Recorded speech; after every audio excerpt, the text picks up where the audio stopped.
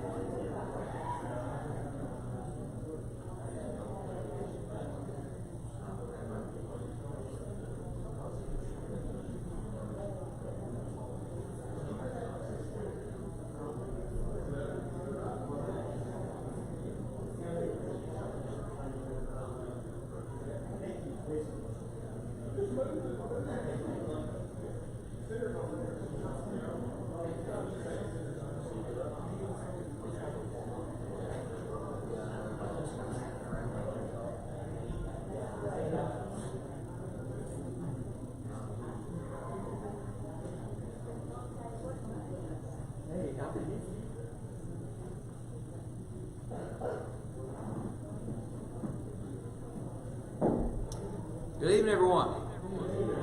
Good to have everyone out with us this evening.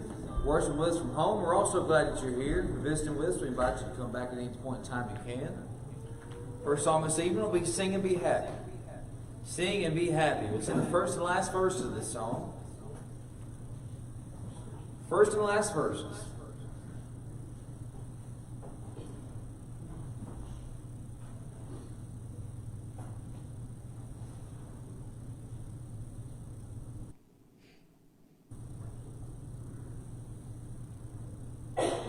If the skies above you are gray, you are Phoenix all blue. If your cares and burdens seem great all the whole day through, there's a silver lining that shines in the heavenly land. Look by faith and see it, my friend, trust in His promises grand. Sing and be happy, press on to the goal, trust Him who leads you. He will keep your soul and all.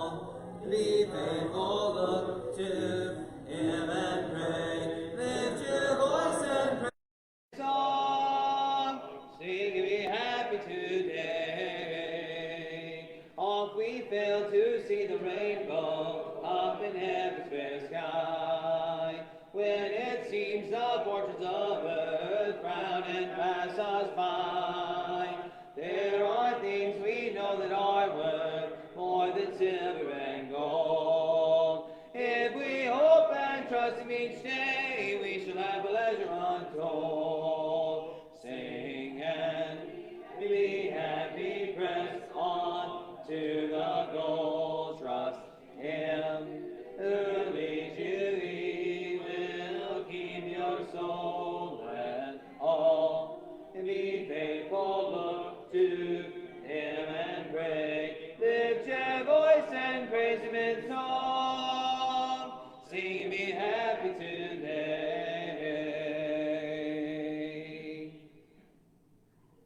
Next song this evening will be Victory in Jesus. Victory in Jesus. We'll sing the first and last verse of this song. After this song, we'll have our opening prayer this evening. I heard an old story, how a Savior came from glory, how He gave His life on Calvary to save a wretch like me. I heard about His groaning, of His precious blood's atoning. Then I repented of my sins and won the victory. Oh, victory!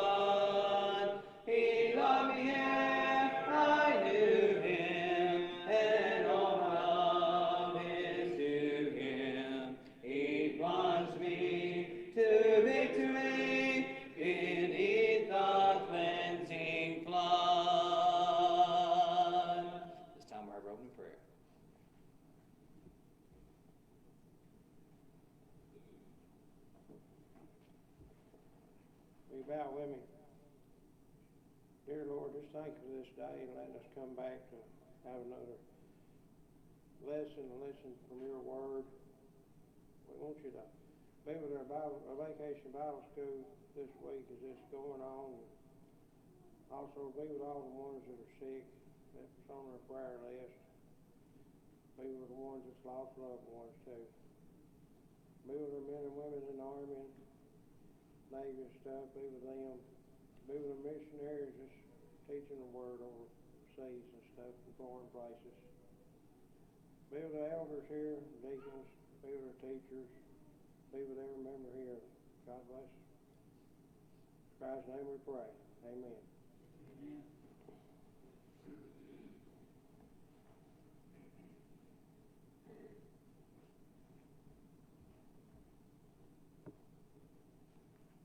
Song of invitation this evening will be I Am Mine No More. I am mine no more.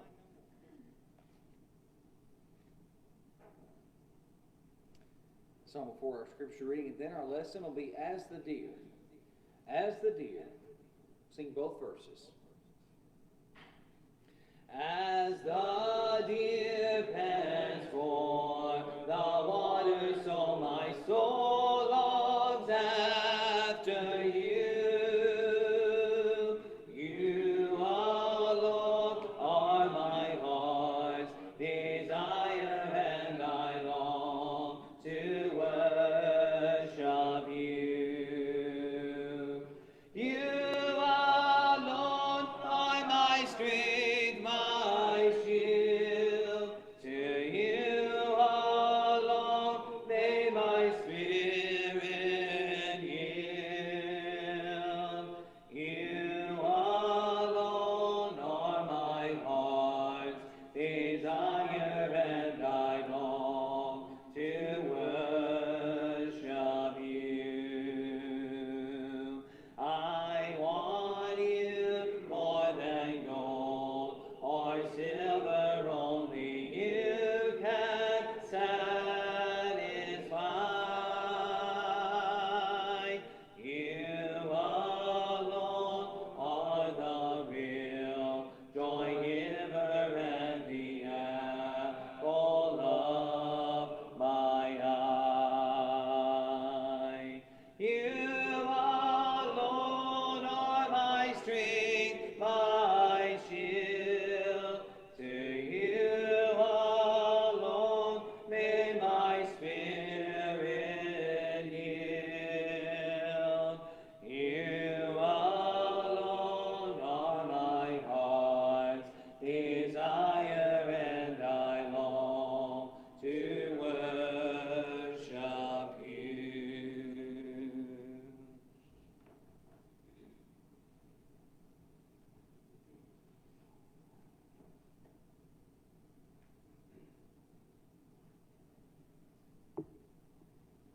Scripture reading tonight will be from Ruth 1, verses 16 through 17.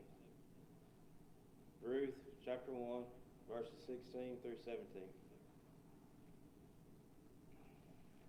Ruth said, Entreat me not to leave thee, and not to return from the following after thee. For whither thou goest, I will go, and where thou lodgest, I will lodge. Thy people shall be my people, and thy God my God. Where thou diest, I will die, and there will I be buried. Jehovah do so to me, and more so also, if aught be dead part thee and me.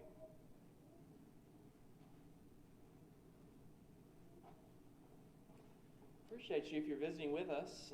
Thanks for being here, and thanks for bringing your kids. We would not have a VBS without them. So we just appreciate you being here and visiting with us. For those that are normal members, appreciate y'all letting me be gone this weekend. We had a good time, and thank you for asking, and we're glad that we're home safe. And I hate that. We actually watched Alvin. Everybody's getting on to me about driving and watching. I listened to Alvin as we drove home, and so Alvin did a good job. I loved his topic this morning, talking about, confidence in our salvation. And I thought that was a good thing to talk about, especially we are talking about doubt on our Wednesday night Bible classes. We obviously won't this week for obvious reasons, but because of VBS, but I just appreciate him talking about that. And I really loved mainly what he said this morning about why are we worried about sins that are already forgiven?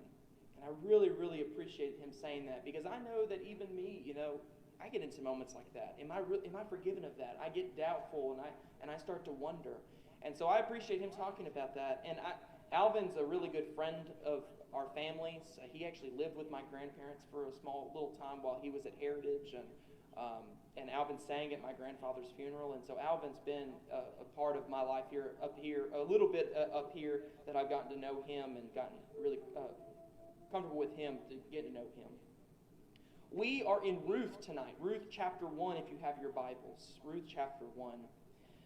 I love the book of Ruth. It is short, and I like everything to be short. And so my wife's short. My lessons are usually short, and so everything in my life is short. And so that's something that I really like. One of the things about the book of Ruth is it's packed full of so much. Just like short women, it's just packed with a whole bunch, and you better watch out for them because they're going to get you. And I think that's what's so great about the book of Ruth, is that it packs a lot of deep understanding about God. It packs a lot about what we can do in our Christian lives, and it packs a lot of literary things that you might not notice in your English translations. And that's what we want to really look at tonight. As our kids are talking about loyalty, we can also talk about loyalty and commitment as well. In Ruth chapter 1, it starts like this. Now it came to pass in the days when the judges ruled that there was a famine in the land, and certain men of Bethlehem, Judah, went to dwell in the country of Moab, he and his wife and his 2 sons. The name of the man was Elimelech. The name of his wife was Naomi, and the names of his 2 sons were Machlon and Chilion, Ephrathites of Bethlehem, Judah. And they went to the country of Moab and remained there. Then Elimelech, Naomi's husband, he died, and she was left and her 2 sons. Now they took wives of the women of Moab. The name of the one was Orpah, and the name of the other Ruth, and they dwelt there about 10 years. Then both Machlon and Chilion also died, and so the woman survived her 2 sons and her husband. It's important to notice who the main character is in this story. It's actually not Ruth. Did you notice that? The focus is all on Naomi as well as the man. There was a man, and he had a wife, and when they died, she was left with her 2 daughter-in-laws. What's some of the interesting things that you might notice? In the days of the judges, if you read Genesis through 2 Kings, you'll notice that everything's pretty much in chronological order. You can go to a certain time in the Israelites' lives within those few books, and there's the history. Joshua brings them into the land, Genesis through Deuteronomy is going to the land, right? You get to 1 Kings, and you're talking about the kings that ruled over Israel, and that's in chronological order. So we're in the time of the judges, and one of the important times of the judges, things about the times of the judges, is that they are awful people. Not the judges, but the people. They do everything that is wrong in the sight of the Lord. They are always evil before the Lord. So they're not very good. So the time in Israel is not very good. And it's especially not good for Elimelech and his family, or I should say Naomi and her family. Because if you'll notice what's worse about the time? There's a famine. Which is ironic because the place that they live is called Bethlehem, which is actually the word house of, does anybody know? Bread, isn't it? It's the house of bread. It's Bet's house, and Lechem is bread. So in the house of bread, there is none, which is ironic. It's actually supposed to make you go like, oh man. Elimelech's name is interesting. God is king. El is God.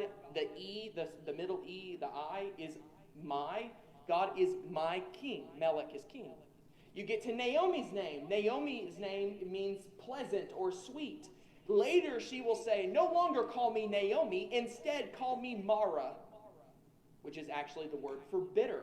You'll remember that in Exodus chapters like 16 through 18, when they go and the bitter waters are there. They called that place Mara as well. The The weird one is Machlon and Chilion.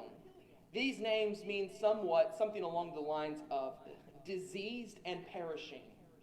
And it's interesting what happens to them. What happens to them in the story? They die. So the names are ironic. The names are add a little bit of some flair to it.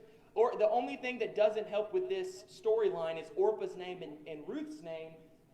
They're pretty normal. I would think that they would be normal, but I'm just me. I'm in 2021.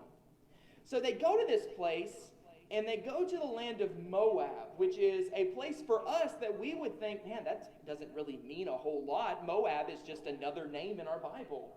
But to the Israelites, Moab was the place that you don't go. Look with me really quickly in Genesis chapter 19. Jimmy said I had like 2 hours to preach, so he said I needed to get through it all. So Genesis chapter 19, by the way, that's not what he said. Genesis chapter 19, look with me in verses 30 through 38. You might have bypassed this story, mostly because it's kind of disturbing and a little gross, but we'll read it for our purposes tonight. This is verse 30. Then Lot went up to Zoar. To set the scene, Lot is the nephew of Abraham. He lived in the land of Sodom and Gomorrah. Sodom and Gomorrah are destroyed. Lot's wife is killed in the process because she disobeyed the Lord. And now it's just Lot and his 2 daughters, and they are fleeing. And so they went up out of Zoar and dwelt in the mountains. And his 2 daughters were with him, for he was afraid to dwell in Zoar. And he and his 2 daughters dwelt in a cave. Now the firstborn said to the younger, Our father is old, and there is no man on the earth to come into us, as is the custom of all the earth. Come, let us make our father drink wine, and we will lie with him, that we may preserve the lineage of our father.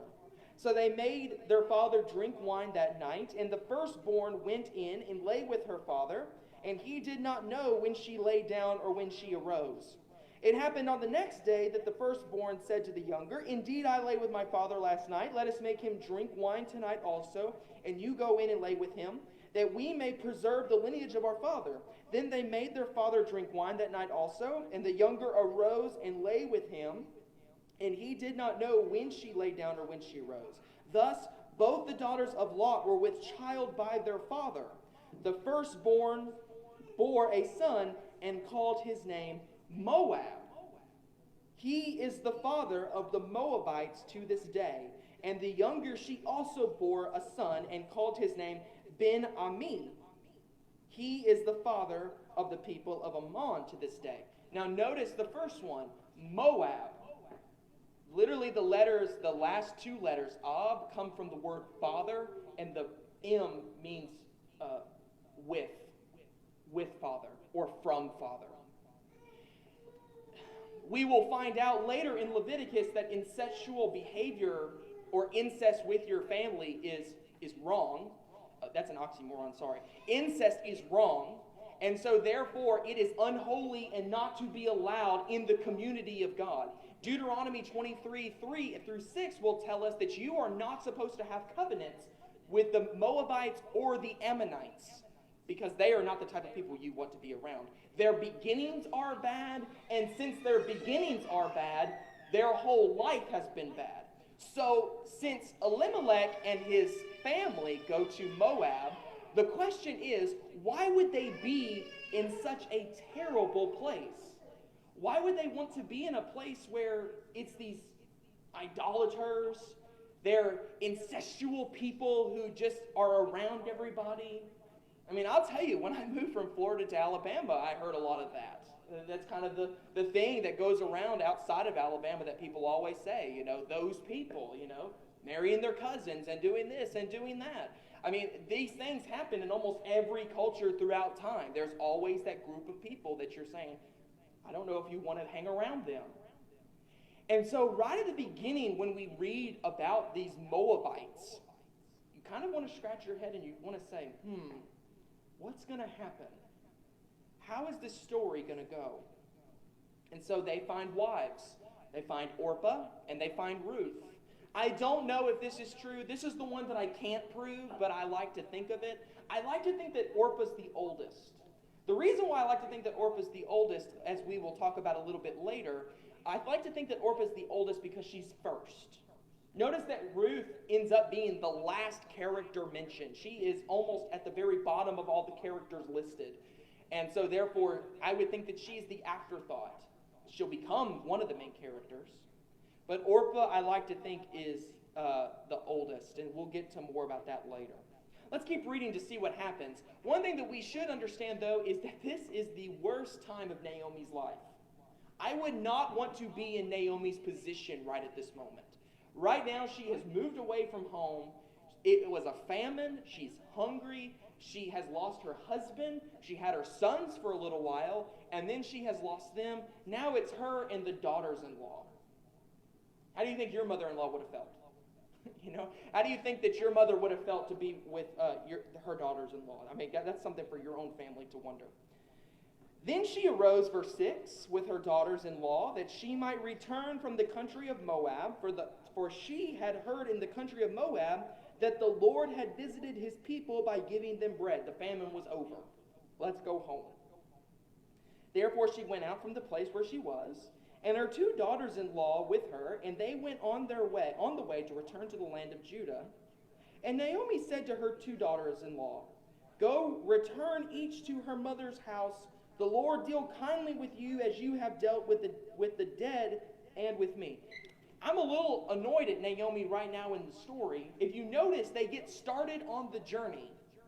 And then midway through the journey, she says, Go home. Why could she say that at the start of the journey? Why is she doing this midway through? I mean, what's Orpah and Ruth doing to get them so annoyed that, get her annoyed? Y'all just go home, Well, there's a problem. You've done so well. Y'all have been such good girls. Y'all have helped my family. You've helped me. You've helped my sons. Just go home. May the Lord deal kindly with you as you have for me. Verse 9. The Lord grant that you may find rest, each in the house of her husband. So she kissed them, and they lifted up their voices, and they just wept. And they said to her, Surely we will return. And they said to her, Surely we will return with you to your people. But Naomi said, Turn back, my daughters. Why will you go with me? Are there still sons in my womb that they may be your husbands? Turn back, my daughters, go, for I am too old to have a husband. If I should say I have hope, if I should have a husband tonight and should also bear sons, would you wait for them till they were grown? Would you restrain yourselves from having husbands? No, my daughters, for it grieves me very much for your sakes that the hand of the Lord has gone against me. I mean, she is really selling this point to the girls, isn't she? Just go home. Your place is not here to continue to be with me. I don't have any more sons. They're dead. They're gone. I don't have anything left. If I were to get married tonight and have sons, would you sit there and wait for them to grow up? Would you even want to be their husbands if you watched them grow up? Would you want any part of them? And the answer, I believe, that we would think is absolutely not. Something is going on, obviously. Why did they not have children in the 10 years that they were with Machlon and Chilion? So there's another issue that we have to face there. What is the deal with the relationships that they're already having? If I were to say anything, Naomi is at the worst of the worst of the worst. She is at the very bottom of her life. She will change her name, like I've already said. She will change her name from Naomi, which means sweet and pleasant. She will change it to Mara, which means bitterly. And she does blame the Lord for this. Why has the Lord dealt so bitterly with me? Why has he treated me in such a way? Now, there are two ways I think that you could handle this situation. One's the Orpah way, and one is the Ruth way. And we'll talk about both. Orpah's way makes sense, doesn't it? Notice what Orpah does. This is in verse 14. Then they lifted up their voices and wept again, and Orpah kissed her mother-in-law. Now, we will not hear about Orpah for the rest of the story. She doesn't show up ever again. When she kissed her mother-in-law, I would assume, now, assumptions are bad, maybe we shouldn't do them all the time, but I will assume in this case that maybe she kissed her was her goodbye. She saw herself out. As they are weeping, she is hugging her, she kisses her, she lets go, and she continues on her journey. Which makes a lot of sense if you think about it. Orpah is listening to her mother-in-law, isn't she? She's listening to the mother-in-law that says, hey, go back to Moab, go be with your people, go find a husband. And Orpah's really just doing what she's told. Orpah's doing exactly what Naomi tells her to do.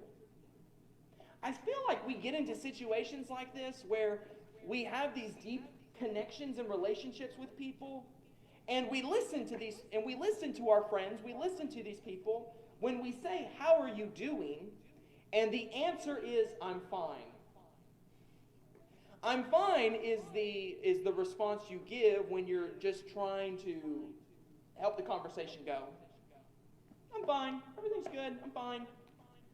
And everybody knows fine is not fine. I've been told since I was a young boy, before I was even dating anybody, if she says I'm fine, she is so far from fine that you don't even know.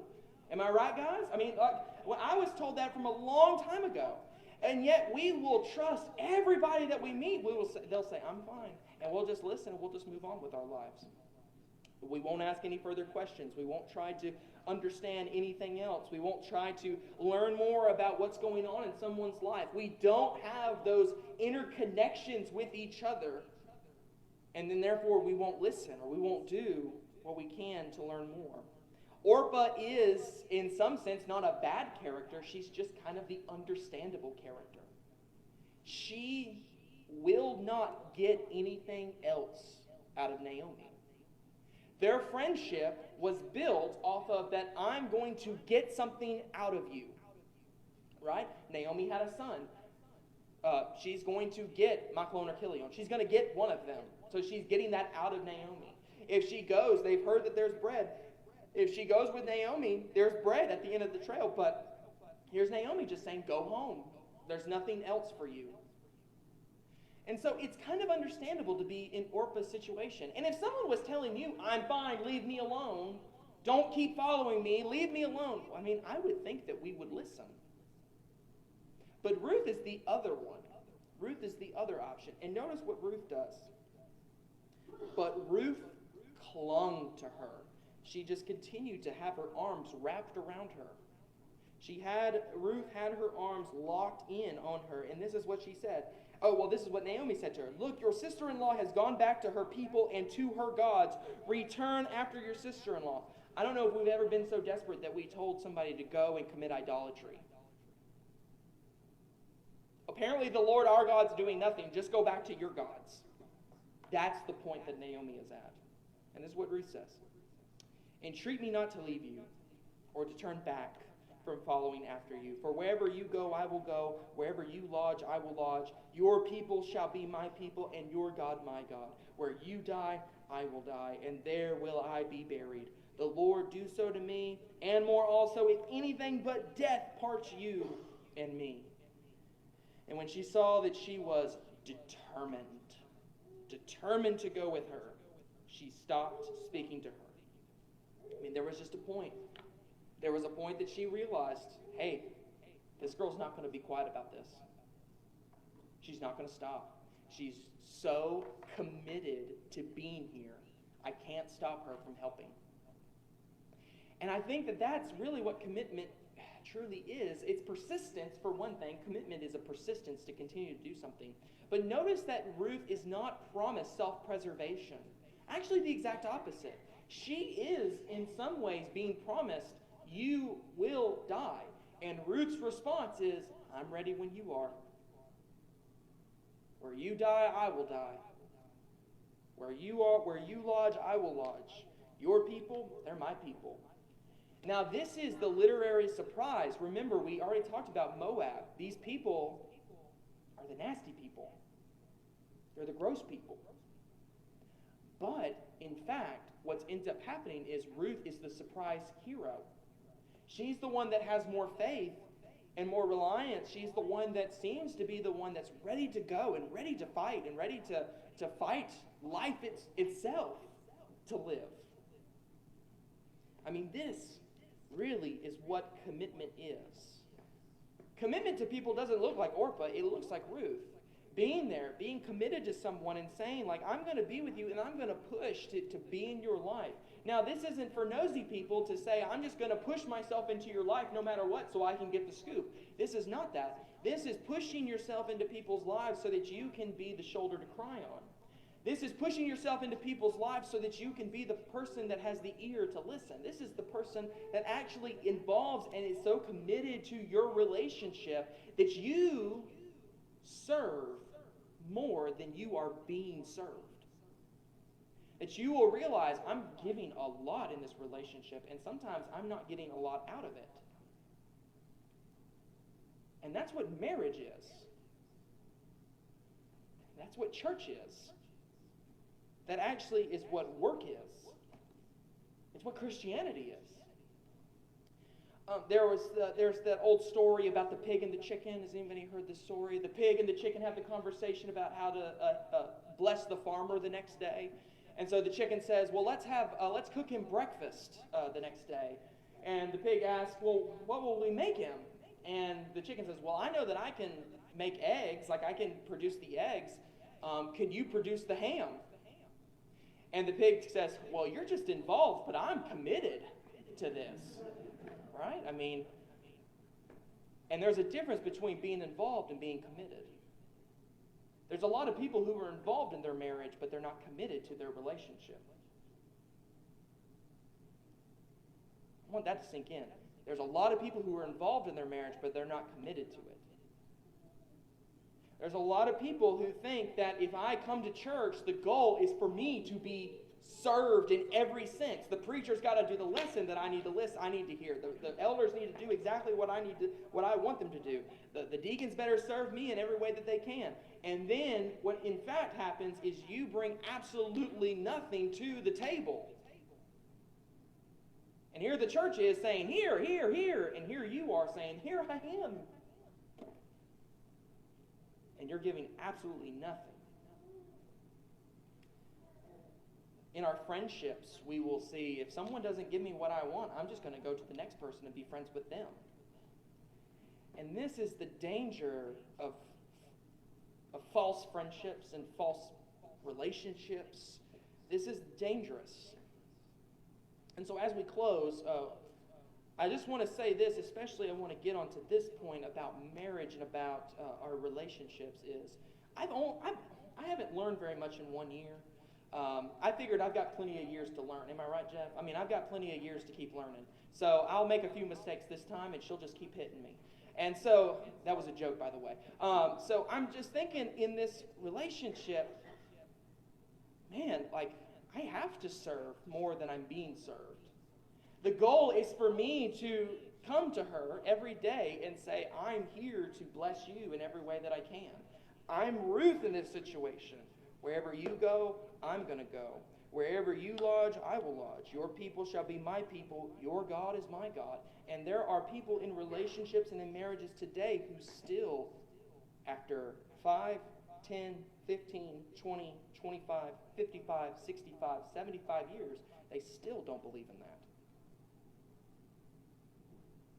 And in 1 year of marriage, as far as I'm concerned, the Bible in 1 year of marriage tells me that my job is to serve my wife. Ladies, your job is to serve your husband. And our job is to look and to be committed.